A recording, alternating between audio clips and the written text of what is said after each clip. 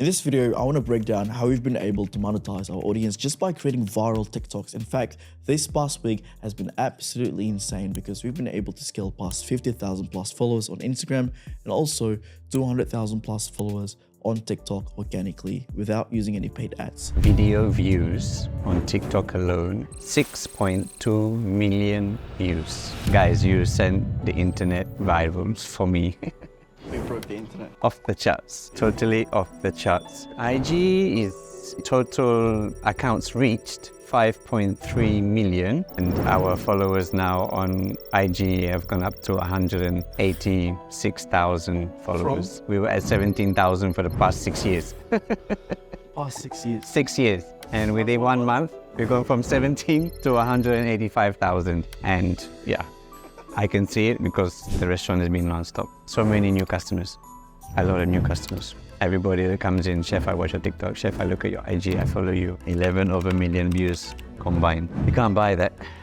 Trust me, you can't buy that. Hi there, if you're new here, my name is Sam, founder of Brand Talk, a 7-figure viral creative business specializing in helping food brands achieve viral success by monetizing the audience. So I'll be sharing 3 key strategies that we've employed over the last few years that have been really helpful in terms of going viral and also at the same time getting customers coming through. So these were the lessons that I picked up hustling over the last 3 years, which basically became my golden ticket to my financial freedom in my early 20s. So let's dive in. If you are a creator or a business owner, you probably have heard people say, give value first. Now, everyone is harping on about value. But what I want to share with you today is this boxing analogy that I learned from my mentor that's completely changed the way that I think about value and monetization. Have you ever seen a fighter come in the ring, land a clean punch, and immediately win the match? Obviously, there might be instances where that would happen, but realistically, that's almost impossible. So when it comes to monetizing your audience, it's no different. Think of every piece of valuable content that you create as a jab, and the boxer will find the right moment to finally deliver the right hook. So here's the secret. Before you attempt to even deliver the right hook, you've got to establish your presence, by delivering consistent jabs in order for your audience to trust you. Here's an example of our content partner and how we've executed this perfectly. This is our content partner, Kucina. We started back in April 2022 from literally 0 followers, and now we have grown to over 200,000 plus followers with over 300 pieces of content posted. The question is, when and how did we actually monetize our audience? It was only after posting 60 plus pieces of content within the first 2-3 months before we saw a significant surge in revenue. So here's the deal. We only started gaining that trust after putting out more than 60 plus pieces of content. What I've learned was you got to give a lot more before you start asking for anything from your audience. So I would say it's kind of like a 60-to-1 ratio. Create 60 pieces of content directly targeting your audience, and then you can think about asking for something from them. If you're like me, you probably have struggled with your niche. You probably have heard, from gurus and people saying, your niche develops over time, the riches are in the niches. Yes, that's true, but what the hell does that even actually mean? So let me share with you this framework that I've used in my business. I call it the MISS framework. So the first thing is, how would you monetize your audience? So one of the best things that I've done was writing down my goals when it comes to first scaling my business.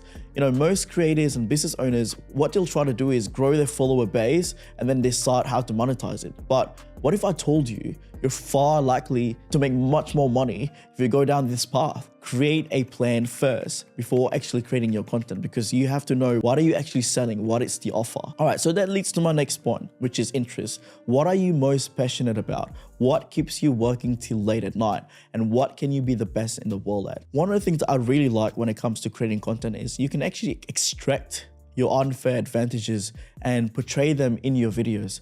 And what you want to do is when you think about content, think about this kind of content that only is unique to your own circumstances. So let's just say you've been working as a chef for the last 20-30 years.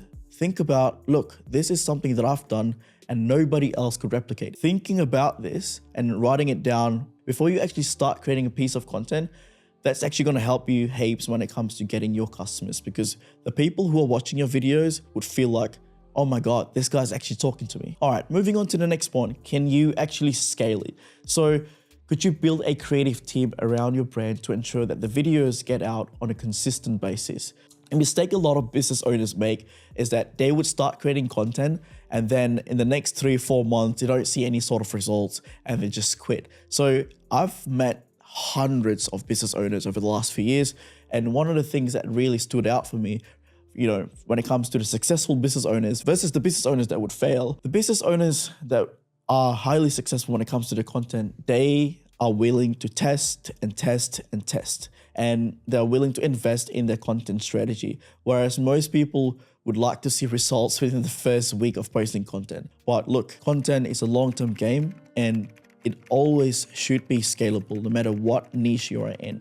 So lastly, strategy. How is your strategy different? So one of my favorite quotes from Sun Tzu is, he said, "He will win who knows when to fight and when not to fight." To illustrate this point, let me take you on a little journey back to 2019 when I first started out when it comes to working with restaurants on their branding and logo. So it wasn't an instant quote unquote aha moment, but my niche developed over time. And I realized, I'm actually pretty good at this stuff. Let's rewind the time when ChatGPT wasn't even a thing. So I actually rang my mentor one day because he was asking me about his content ideas. So I was like, this is what you should do. This is what I think would be good. So he told me, look, Sam, I think you've got this unique creative talent. Use it to your advantage. And that was the day that I had to choose between sticking with my logo design stuff or should I combine my skills into a whole new content space. So guess what? Obviously I went for the latter, and fast forward 3 years and here I am with a bunch of successful businesses that we've helped. But let me be real, it wasn't some overnight success for all of us. So it took me a good 3 years of learning, experimenting and figuring things out until I could confidently say, I know my stuff works when it comes to the food and beverage space. Like the niche, I want to control that domain. Now, if you're stuck in the maze of figuring out your niche, don't worry about it because I've got a whole framework laid out for you down in the descriptions box below. It's like a secret code to hit your audience. This is something that we've used in our business. So if you want, feel free to check it out in the descriptions box below. All right, so the last lesson I picked up when it comes to working and monetizing my content is the movie satisfaction effect. So you know that feeling when you watch a trailer and you just sense that the movie is just gonna be really good, and then you'll actually pay money in the cinema to watch it. So when it comes to creating a video, you might think that the content itself is what matters most.